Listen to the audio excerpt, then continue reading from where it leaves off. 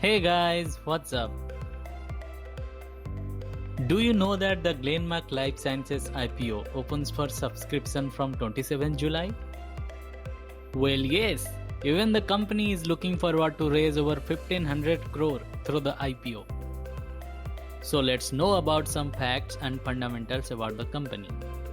After getting incorporated in 2011, it became India's leading manufacturer of active pharmaceutical ingredients. Well, these are the substances those are used in finished pharmaceutical products. The company develops, manufactures and supplies high quality APIs for cardiovascular disease, central nervous disease, pain management, diabetes, etc. It further operates in contract development and manufacturing operations to offer services to specialty pharmaceutical companies. Its products are being sold in India and also exported to multiple countries such as Europe, North America, Latin America, Japan, etc.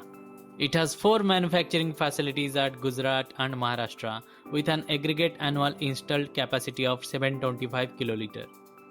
Apart from that, the Glenmark Pharmaceutical Limited is the promoter of the company. Now let's know about the company's financials. Well, according to the data of last 3 years, the total assets, revenue and profit after tax shows overall growth.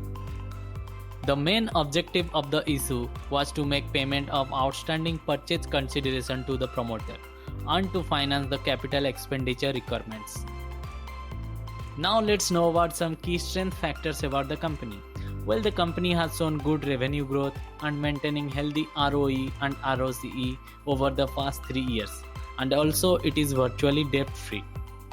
The return on equity percentage measures the ability of a firm to generate profits from its shareholders' investments in the company, and the return on capital employed measures how efficiently a company is using its employed capital. Majority of revenue generations only from API businesses, and dependency of sale of products to limited customers are its main limitations. Now, the most important information. The market lot size of the IPO is 20 shares and a retail investor can apply up to 13 lots. The opening and closing dates of the IPO are 27th and 29th July. The issue might get listed on 6th August. According to the sources, there is a very good chance of getting a healthy listing gain also. So what are you waiting for? Do your own research before subscribing it.